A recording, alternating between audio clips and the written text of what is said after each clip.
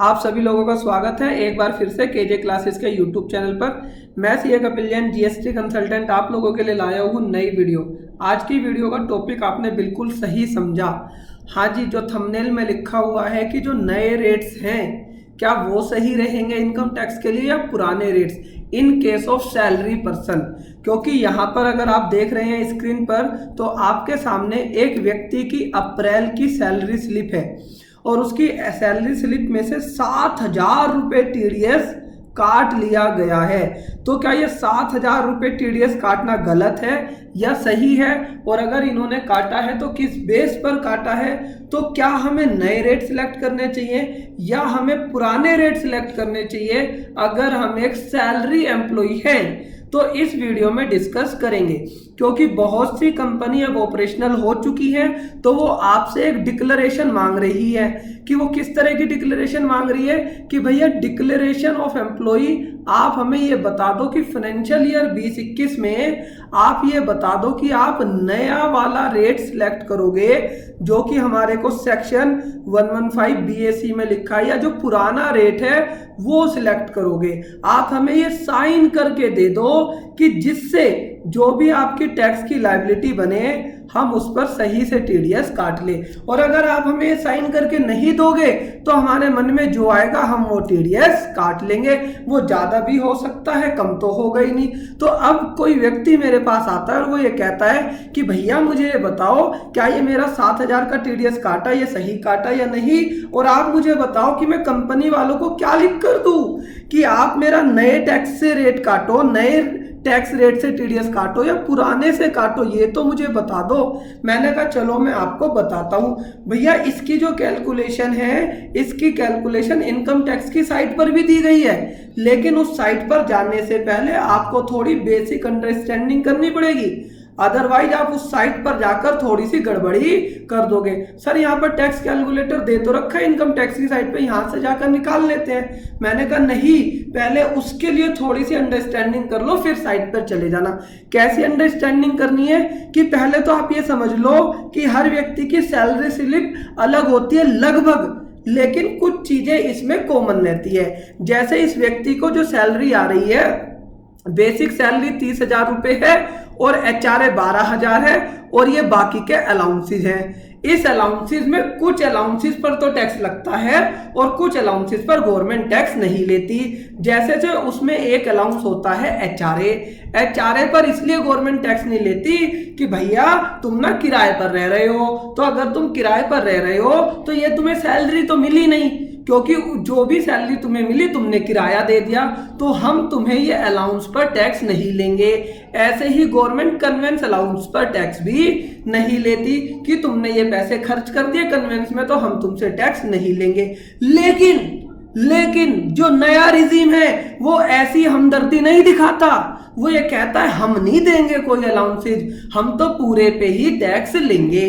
तो अगर मैं कंपेयर करूं कि भाई ओल्ड रिजीम के अंदर और न्यू रिजीम के अंदर दोनों के अंदर क्या फर्क आएगा, तो इस व्यक्ति की सैलरी 80,000 रुपए पर मंथ है, तो हमने ओल्ड के हिसाब से सैलरी निकाली 9,60,000, न्यू के हिसाब से भी निकाली 9,60, और न्यू वाले ने बोल दिया मैं नहीं दूंगा कोई एग्जम्पशन, मेरे पास मत आ जाना। लेकिन ये जो ओल्ड वाला है ये कहता है कि तुम अगर किराए पर रहते हो और जो तुमने कन्वेंस में पैसे खर्च करे तो कम से कम मैं तुम्हें इसकी डिडक्शन तो दे ही दूंगा, मतलब इसकी एग्जम्पशन तो दे ही दूंगा।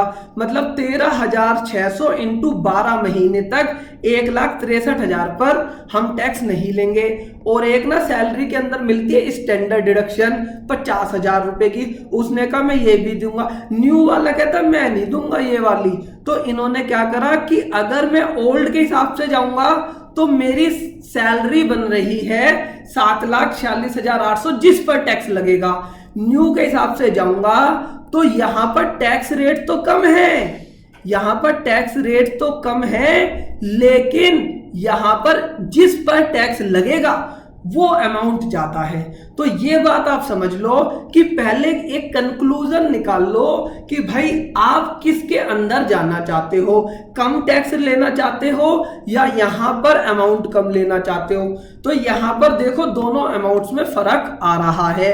अब इसके बाद अगर मैं इसके पे टैक्स की कैलकुलेट करता हूं कि अगर कोई व्यक्ति कुछ भी डिडक्शन नहीं लेता, मतलब कि ना LIC कराता ना मेडिक्लेम कराता, सिर्फ इस सैलरी शीट के बेसिस पर ही अगर वो चलता है, तो यहां पर आप देखोगे, मैं आपको कैलकुलेशन दिखा दूं कि यहां पर इनकम आ रही है 7,46,800 और यहां पर आ रही है 9,60,000। और अगर हम इन दोनों में टैक्स देखें, टैक्स के रेट में इस वीडियो में नहीं बताऊंगा आपको, टैक्स के रेट जनरली आपको पता रहते हैं। तो यहां पर टैक्स बन रहा है 71,000 रुपए और यहां पर 64,000 रुपए। 7,000 रुपए का टैक्स का बेनिफिट आपको बिना डिडक्शन के ही मिल गया। तो इसलिए सैलरी वालों से मेरी रिक्वेस्ट है कि जो व्यक्ति न्यू और ओल्ड रिजीम में जा रहा है, कम टैक्स रेट के चक्कर में ना भाग जाए। कम टैक्स रेट लगेगा, लेकिन लगेगा किस पर? 960 पर। और यहां पर ज्यादा टैक्स रेट तो लगेगा, लेकिन लगेगा किस पर? बेस रेट पर। यहां पर यह बात समझ लो कि कोई व्यक्ति कहता है कि भाई 100 रुपए पर 7% लगेगा, ठीक है, लेकिन ये कहता है कि भाई 200 रुपए पर लगाएंगे, 5% लगाएंगे, ठीक है। अब आपको लग रहा है जी 5% लग रहा है कम है, यहां चलो, नहीं, ऐसा नहीं करना। आप बेस रेट भी तो देखो, बेस रेट क्या है। और अगर इस वाले केस में अगर क्लाइंट कुछ डिडक्शन ले ले, डिडक्शन कैसी? भाई हर व्यक्ति LIC तो कराता ही है, PPF अकाउंट में पैसे तो डालता ही है, अपने बच्चों की स्कूल की फीस तो देता ही है। जो 80C की डिडक्शन है, अगर वो भी ले लेता है, लेट सपोज 1.5 लाख रुपए की, तो उसका जो टैक्स लगेगा वो सिर्फ 5,96,000 पर लगेगा और यहां पर लगेगा 960 पर। भैया मुझे ऐसे कम रेट वाले में नहीं जाना, क्योंकि रेट कम है लेकिन बेस अमाउंट ज्यादा है। और ये तो मैंने बहुत ही कम बताया है आपको। अगर कोई व्यक्ति ने हाउस प्रॉपर्टी ले रखी है, मतलब घर ले रखा है लोन पर, तो यहां पर लोन की डिडक्शन भी मिल जाएगी, इंटरेस्ट की डिडक्शन भी मिल जाएगी, लेकिन यहां पर नए रेट में कोई डिडक्शन नहीं मिलेगी। क्योंकि इसका जो ये सेक्शन है ना भाई, जो ये नया सेक्शन आया, इसे गौर से पढ़ लेना। ये नया सेक्शन ये कहता है कि भाई नया रेट तो लगा लो, लेकिन नए रेट लगाने के लिए तुम्हें बहुत सारी चीजें छोड़नी पड़ेंगी। कौन कौन सी चीजें छोड़नी पड़ेंगी? भैया डिडक्शन छोड़नी पड़ेंगे, अलाउंसेस छोड़ने पड़ेंगे, आपको ये सारी चीजें छोड़नी पड़ेंगी अगर आप नए रेट में आते हो। तो भैया ये तो वही बात हो गई, नया 9 दिन और पुराना 100 दिन। हाँ जी, पुराना 100 दिन वाली बात हो गई, लेकिन ऐसा नहीं है हर केस में। न्यू रेट भी बेनिफिट है, लेकिन बहुत कम केसेस में। सर कौन से कम केसेस? मान लो किसी की सैलरी 15 लाख रुपए है और वो डिडक्शन भी कुछ नहीं लेता है और ना ही वो किराए पर रहता है।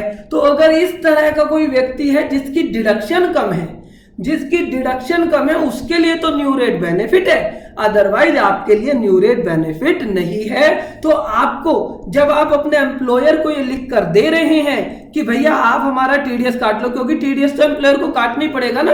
अब आप ये थोड़ी कह सकते हो कि मैं तो बाद में बताऊंगा कि कौन सी सैलरी का मेथड सिलेक्ट करूंगा या कौन सी इनकम टैक्स रिटर्न भरूंगा। तो आप पहले हमें शुरू में ये बता दो कि भैया आप नए में जाओगे या पुराने में। सर अगर मैंने यहां पर बता दिया और जुलाई में, अगले साल जुलाई में जाके जब इनकम टैक्स रिटर्न भरी तब चेंज करने लगूं, तब तो चेंज कर सकते हो, कोई दिक्कत नहीं है। यहां तो एम्प्लॉयर जो है वो अपनी गर्दन बचा रहा है, वो ये आपसे साइन करा ले रहा है कि भाई देखो मैंने तो जो TDS काटा, मैंने तो एज पर लो काटा है, इसलिए मेरे एम्प्लॉय ने ये साइन करके दिया है। क्लियर हो गई ये वाली बात। तो जब भी आप ऐसी डिक्लेरेशन, इसे कई लोग बोलते हैं इन्वेस्टमेंट डिक्लेरेशन फॉर्म, कि भाई शुरुआत में एम्प्लॉय से साइन करा के पूछ लेते हैं बताओ कितनी आप डिडक्शन लोगे, कितनी इन्वेस्टमेंट करोगे, क्योंकि हम TDS उस हिसाब से काटे। और अब की बार इस फॉर्म में ये चीज भी आ गई कि नया रेट लोगे पुराना रेट। आशा करता हूँ आपको वीडियो अच्छी लगी होगी।